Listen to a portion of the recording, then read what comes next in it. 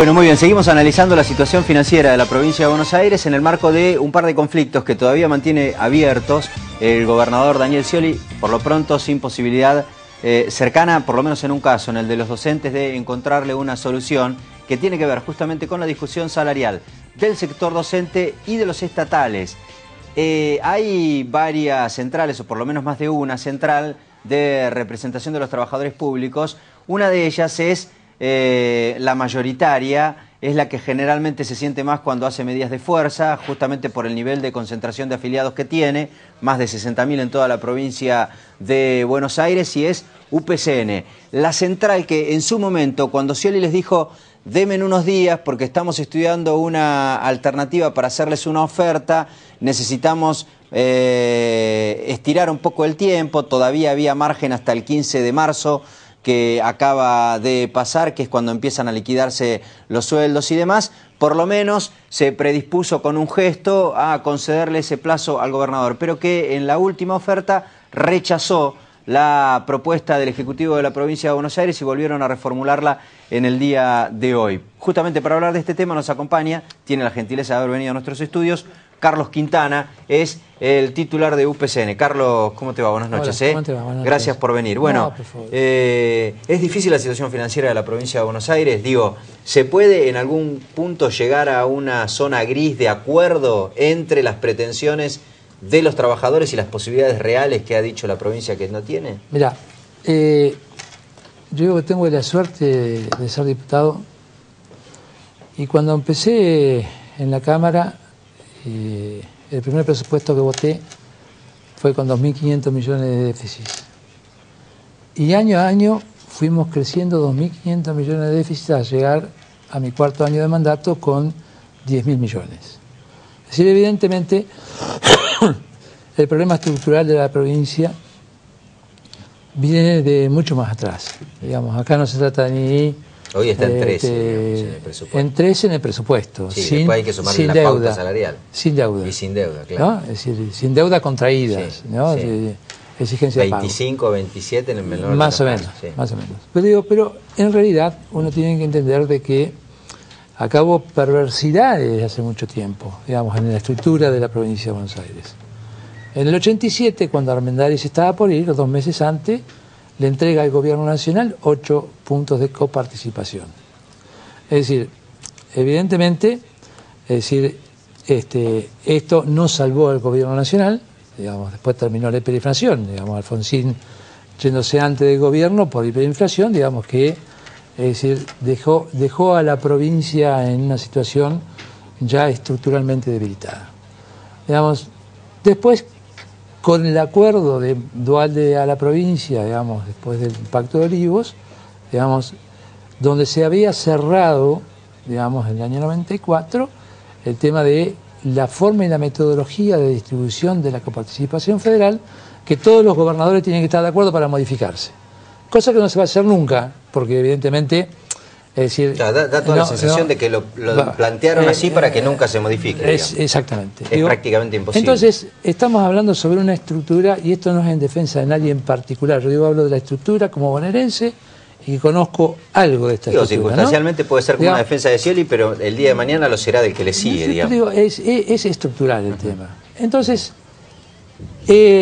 ahí crean el Fondo de Conurbano Bonaerense, digamos, y viene el auxilio a la provincia de Buenos Aires, 650 millones de pesos dólar, digamos, que si lo cuantificamos es 1.700.000 dólares por día para que la provincia pueda hacer inversiones. Que surgía siempre de ganancia, ¿no? El 10% de ganancia. No, claro. Venía de Nación. El fondo de conurbano, pero que se construía, digamos, sobre la base del 10% de ganancia. Pero en definitiva, digamos, no digo sobre el proceso de el 1 a 1, se mantuvo en 650 millones.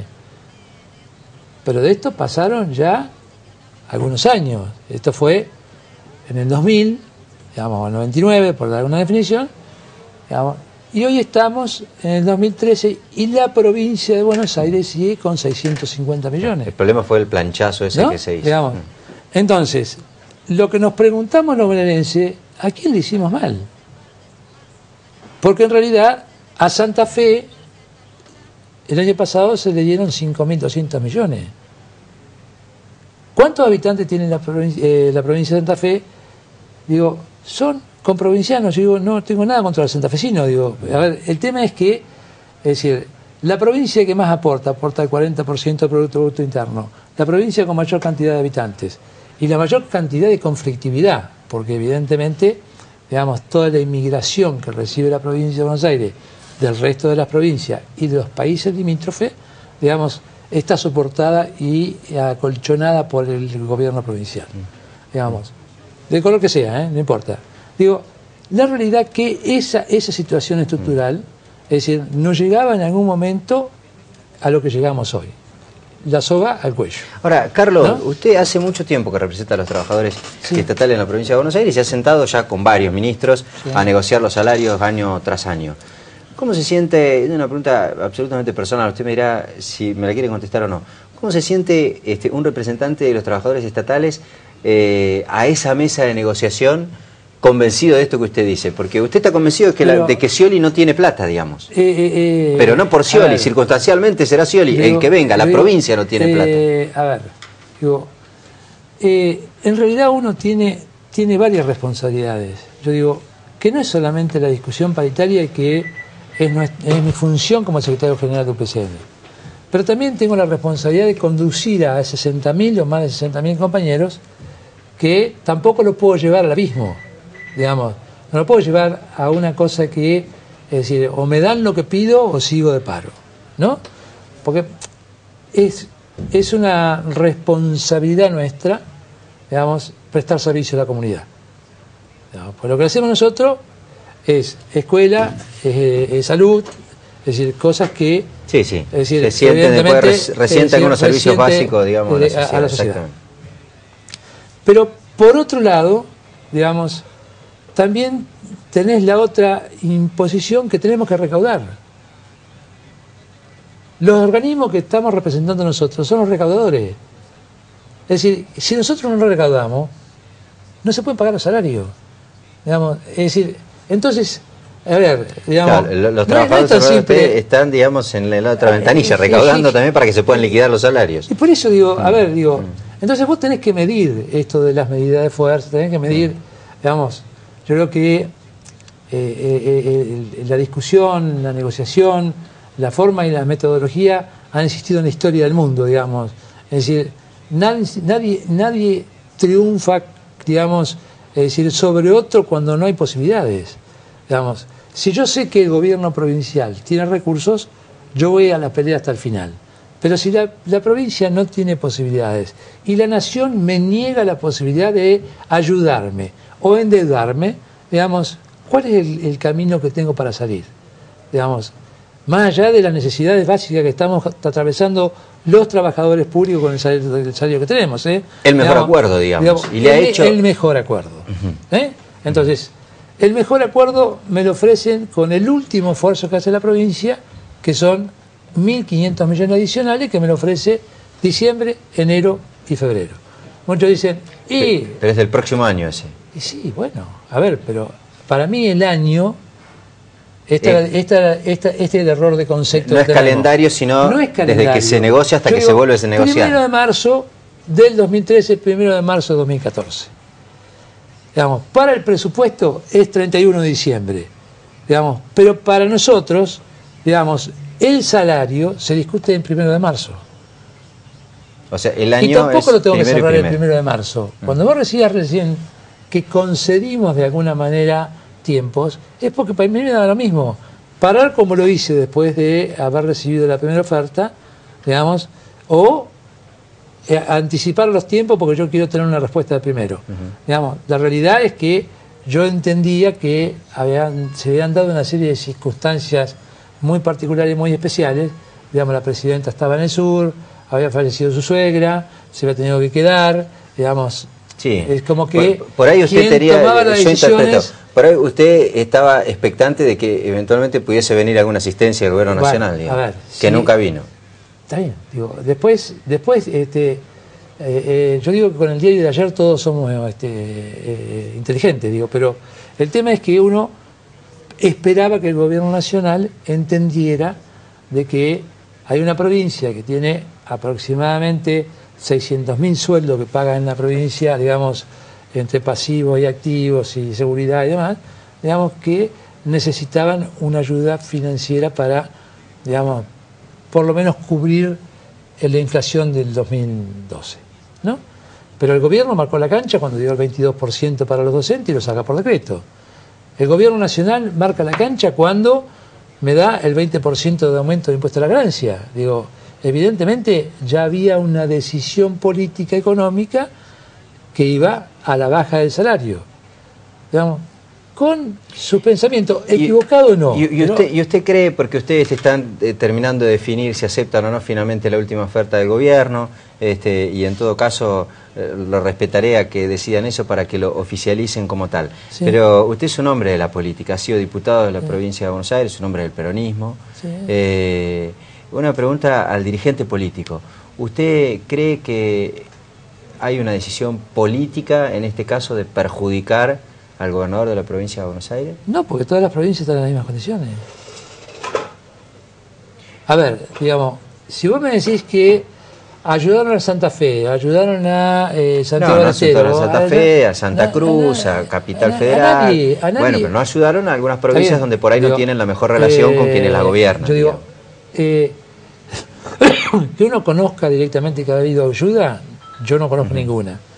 Reunión de consejo directivo de mi gremio, tenemos 18 provincias concepcionales, digamos, todas estaban en el 22, en el 23. Pero usted entiende lo que yo le digo. Usted sabe que hay una interna ahí dentro del oficialismo, representado por el socialismo y el gobierno nacional. Entender de que alguien pretenda, digamos, que va a generar problemas en la provincia de Buenos Aires y no va a afectar al gobierno nacional, creo que es una locura. Por ahí ese es un error, una lectura equivocada, digamos. A ver, yo creo que, es decir, si hay problemas en la provincia de Buenos Aires, hay problemas en el país. Digamos, el 40% de la población nacional está en la provincia de Buenos Aires. Si la provincia de Buenos Aires tiene conflicto, tiene problemas, el país tiene problemas. Digo, creo que en realidad estamos ante una situación que es producto de toda una situación mundial, ¿no? Es decir, Europa con sus consecuencias, Estados Unidos con sus consecuencias. Los únicos que están en condiciones hoy de comprar son los países asiáticos, digamos, que además retasean la compra porque tampoco quieren arriesgarse en esta situación que atraviesa el mundo a querer jugar mucho al consumismo en razón de no caer también ellos en una situación difícil en el punto de vista económico. Digamos, creo que hay una retracción mundial, digamos, con respecto a, es decir, todo el tema de, lo que veníamos llevando nosotros como modelo, digamos, de Néstor Kirchner, digamos, del 2003 en adelante, un crecimiento sostenido de 8 puntos o 9 puntos anuales. Digamos, el 2011 bajamos en el 2012 y el 2013 esperemos que nos mantengamos como estamos. O sea que, a ver si interpreto, lo que usted dice es que más, independientemente de que pueda haber un interno o no dentro del oficialismo, lo que puede estar ocurriendo es que no haya asistencia porque tampoco las cuentas cierran muy bien, que digamos, a nivel nacional. Por supuesto que no. Muy bien. Es decir, a ver, si estás informado, el cierre del ejercicio de 2012 del Gobierno Nacional cerró con 53.000 millones de déficit. Digamos, tomarlo, digamos, en qué se gastó o no se gastó, pero el déficit está. Digamos, podemos cuestionar en qué se gastó o no se gastó, digo, pero en realidad, es decir, una realidad de país que teníamos donde, es decir, estábamos en un crecimiento sostenido, se cae ese crecimiento sostenido y evidentemente recae sobre... Porque el socialismo dice, el gobierno nacional siempre aportó el 18% de la masa salarial. El año pasado nos mandó nada más que el 6% de la masa salarial. Y este año nos manda nada más que el 2% de la masa salarial. Bueno, pero eso no es una decisión política para presionarlo de ninguna manera. Dice, usted responde a esta situación. Yo creo que, es decir, a ver, el gobierno nacional le retrae a la provincia le retrae al municipio, digamos... Es decir, es el efecto cascada de la crisis. El efecto cascada de la crisis. Yo digo, entiendo de que en realidad la intencionalidad del gobierno nacional ha sido bajar el tema del salario, digamos, para garantizar de alguna forma que la inflación no se dispare. Para contener la inflación. ¿No? Ha sido muy claro. Es decir, a ver, cuando mayor circulante tenemos, es decir, mayor consumo hay. Y acá, lo que nos falta, a mi entender, digo, no soy de la verdad, digo, es un pacto social. Digo, a ver, esto de el acuerdo de congelamiento de precios hasta abril, no sé qué resultado está dando. Digo, lo que sí entiendo que, más allá de que por ahí, cuando uno habla de pacto social, muchos dicen, sí, el pacto de Perón, Helvar, digo, ¿es el único modelo? Digo, porque también España hizo el pacto de la Moncloa. Y Felipe González, cuando asumió, dejó el socialismo a la puerta del pacto de la Moncloa. Digamos, tuvo que aplicar el pacto de la Moncloa. Digamos, evidentemente, digamos, se cumplió, digamos, con un pacto social que estuvo en acuerdo y salió España de post-franquismo, digamos, en un crecimiento realmente, digamos, que todos debemos reconocer que sirvió. Ahora, después, bueno, las circunstancias, digamos, la eurozona, ahora el euro, han sido circunstancias posteriores que después terminan en la situación que están los países europeos. Digo, pero en realidad, digo, hay pactos sociales que se pueden llevar adelante y sirven. Yo, a ver, a simple hecho de un comentario de estos temas de pactos y acuerdos. Nos acordamos que en la ciudad de La Plata había conflictos permanentes con la construcción, digamos que había tomas de obra, que estábamos todos los días con problemas en la construcción. Yo cuando asumí la Confederación General de Trabajo Regional, le propuse al compañero Medina hacer un pacto y un acuerdo de paz social con las empresas de la construcción. Lo firmamos hace, no sé si más de 10 años. ¿Vos viste alguna toma de alguna otra obra en la ciudad de La Plata? Nunca más tuvimos una toma de obra. Digamos, firmamos un acuerdo de paz social y ese acuerdo de paz social... Y muy breve, Carlos, porque se nos recontratermina el tiempo. Este pacto social que usted propone, ¿qué significaría? ¿Que los trabajadores aporten qué? ¿Que el Estado haga qué? ¿Que los empresarios produzcan más? Pero para ver, si acá es muy simple. Digamos, los empresarios, es decir, toman los valores de aumentos salariales y lo aplican directamente al producto. Es decir, la realidad es que los valores de la mano de obra ¿significan los valores que ellos aumentan los productos? Digamos, ¿hubo alguna vez un análisis de estudio con relación a esto? No, nunca. Digamos, acá, es decir, con el consumo, es decir, cuando vos, en vez de comprar 2 vasos, me vas a comprar 2 docenas, al otro día yo voy a la misma casa y el vaso aumentó el 10 o el 15%. Claro, porque hay dos opciones, o se produce más sí, o se aumentan los precios. Más. Gracias. Acá nadie produce más. Digo, acá todos aumentan. Digamos. Entonces, evidentemente, digo, por ahí nos vamos del tema, pero yo quería ver con el contexto general. Los empleados públicos, digamos, estamos en la situación que estamos por un problema estructural y quizás tenga que haber una revisión también de la acción de gobierno. Pero digo, pero en principio hay un problema estructural de la provincia de Buenos Aires que debe ser discutido. Digamos, realmente creo que es una barbaridad que la provincia de Buenos Aires, digamos, haya quedado en estas condiciones en una situación que todos conocemos. Claramente ventajosa. Dos meses antes de entregar el gobierno, es decir, entregamos 8 puntos de participación. Es estructural y analicémoslo. Eso es lo que se siente ahora. Digamos, el tema que vos preguntabas al comienzo, lo vamos a responder mañana en la mañana. Porque además tenemos algunas otras cositas que son... Sí, porque la negociación de los estatales es mucho más complicada que los porcentajes, porque tiene que ver con las categorías, con la funcionalidad de cada trabajador y demás, con diferentes áreas. Tenemos 8.000 compañeros que no están en planta, queremos que se vuelva a restablecer el tema de pase a planta, es decir, queremos restablecer un acomodamiento en el tema de los códigos de descuento, digamos, porque nos da vergüenza que aparezcan en muchos medios préstamos a empleados públicos como si fuera decir, la Feria Franca. Digamos, queremos que, digamos, que tenga acceso a los códigos de descuento sean exclusivamente aquellas entidades que representen a los trabajadores públicos, no a aquellos sectores que son meramente lucrativos. Gracias, Carlos. No, gracias. Carlos Quintana, titular de UPCN, charlamos con él un poco sobre la situación, no solo de la negociación salarial con los trabajadores, sino particularmente de la situación financiera de la provincia de Buenos Aires.